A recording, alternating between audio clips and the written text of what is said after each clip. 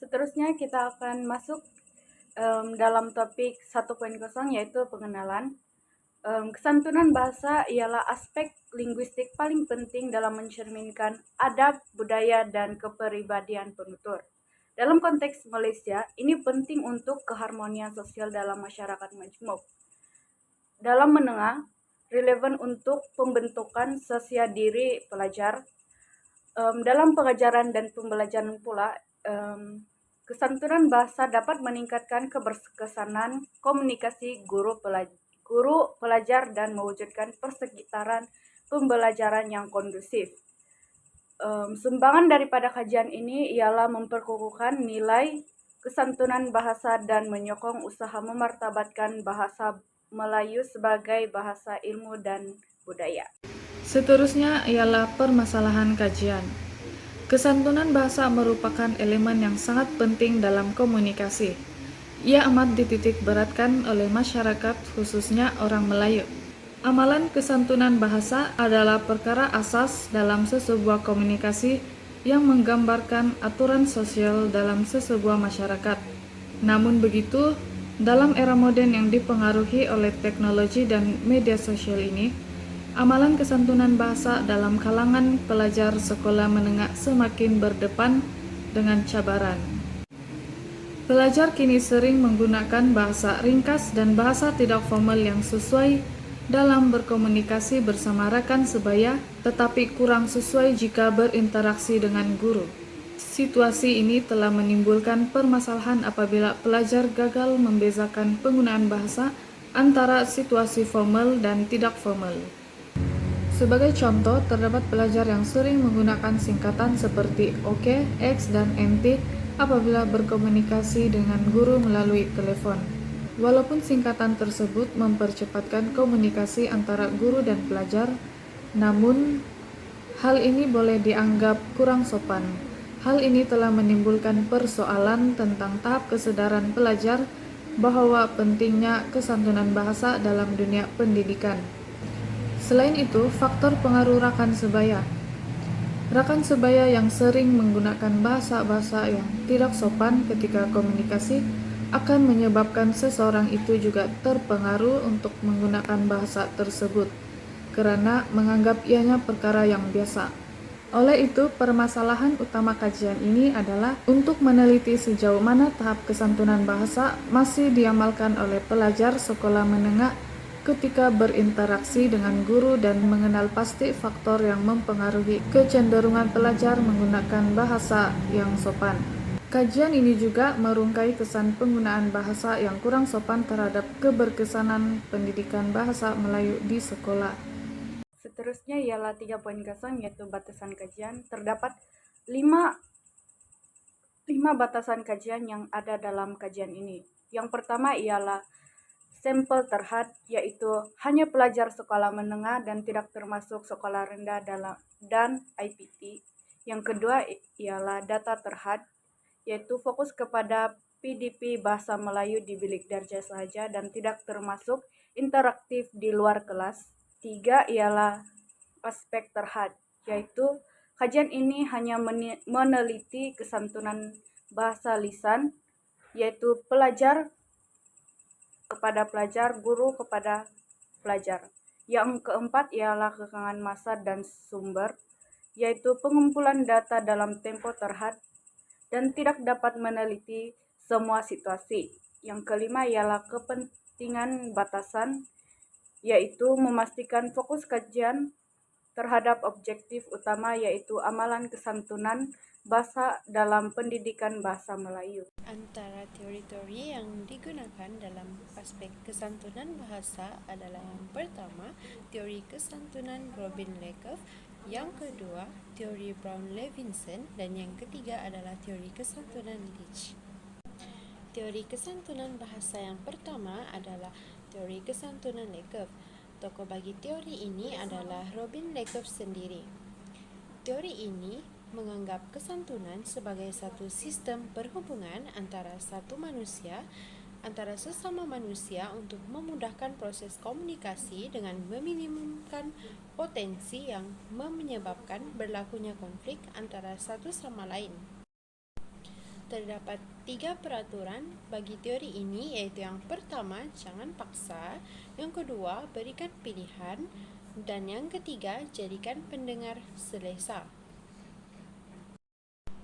Manakala teori yang kedua pula adalah teori kesantunan Brown dan Levinson. Bagi teori ini, terdapat 2 aspek utama, iaitu kesantunan positif dan juga kesantunan negatif. Bagi kesantunan positif, ia adalah usaha untuk mencapai perpaduan melalui tawaran persahabatan menggunakan pelengkap dan penggunaan bahasa tidak formal. Manakala kesantunan negatif pula adalah membawa kepada rasa hormat, tidak berterus terang dan lebih formal dalam penggunaan bahasa. Teori ini mempunyai 4 strategi, iaitu yang pertama, strategi langsung, yang kedua, strategi kesantunan negatif, yang ketiga, strategi kesantunan positif, dan yang keempat adalah strategi kesantunan tidak langsung. Dan teori kesantunan yang terakhir adalah teori kesantunan Leach. Tokoh bagi teori kesantunan ini adalah Geoffrey Neil Leach. Bagi Geoffrey, kesantunan adalah merupakan perlakuan yang mewujudkan pengiktirafan diri dalam sesuatu interaksi sosial. 6 peraturan bagi teori kesantunan Leach ini, yaitu yang pertama adalah prinsip santun, yang kedua prinsip kerendahan hati, yang ketiga prinsip persetujuan, yang keempat prinsip simpati, dan yang kelima adalah prinsip sokongan, keenam prinsip kedermawan. Seterusnya saya akan membentangkan 6.0, yaitu dapatan kajian. Pada umumnya, kesantunan bahasa ialah asas keharmonian komunikasi. Kesantunan bahasa digunakan untuk menjaga maruah, mengelak konflik, dan juga dapat membina hubungan yang baik. Oleh itu, kesantunan bahasa ini sangat penting dalam konteks formal, tidak formal, maupun dalam digital. Seterusnya, kesantunan bahasa mempunyai 2 strategi kesantunan. Yang pertama yaitu strategi positif. Strategi positif ialah pujian dan penghargaan, sapaan mesra, contohnya encek, puan, dan cikgu telah digunakan untuk menjelaskan dengan lebih lanjut tentang elemen strategi positif. Strategi positif juga ialah ungkapan yang lebih baik, contohnya terima kasih. Seterusnya, strategi negatif. Strategi ini ialah permohonan maaf ataupun ungkapan yang berlapik, contohnya sekiranya tidak keberatan digunakan dalam ayat sebelum meminta sesuatu pertolongan. Jadi, strategi ini ialah permintaan secara tidak langsung daripada penutur kepada penutur yang lain. Selain itu, kesantunan bahasa dipengaruhi oleh beberapa faktor. Faktor yang pertama yang menjadi pengaruh utama kepada kesantunan bahasa ialah budaya dan adat resam. Seterusnya, situasi formal. Dalam situasi ini, penutur akan mengungkapkan bahasa yang lebih berhati-hati. Seterusnya, situasi yang tidak formal. Dalam situasi ini, penutur akan memberi bahasa yang lebih santai, tetapi masih sopan. Akhir sekali, dalam aspek media sosial, kesantunan boleh ditunjukkan melalui emoji, singkatan sopan, ataupun ucapan terima kasih. Seterusnya beralih ke 7.0, yaitu perbincangan kajian. Dalam perbincangan kajian terdapat 2 teori yang terlibat, yaitu teori yang pertama, teori Brown and Levinson. Dalam teori ini terdapat 2 aspek yang terlibat, yaitu strategi kesantunan positif, dan yang kedua, strategi kesantunan negatif. Dalam strategi kesantunan positif, kesantunan bahasa dapat membina hubungan yang rapat dan dapat mengelakkan jarak sosial yang berlaku dalam kalangan masyarakat. Manakala, strategi kesantunan negatif pula dapat menghormati kebebasan pendengar dan juga mengelakkan ancaman. Dalam teori yang kedua, yaitu teori Lakoff, terdapat 3 prinsip yang ada dalam teori ini. Yang pertama, don't impose, yang membawa maksud Apabila kita bertutur, kita jangan membebankan pendengar dengan kata-kata yang kita keluarkan dari mulut kita sendiri. Yang kedua, give option, yang juga membawa maksud beri pilihan kepada pendengar untuk menolak ataupun menerima perkataan yang telah kita ungkapkan.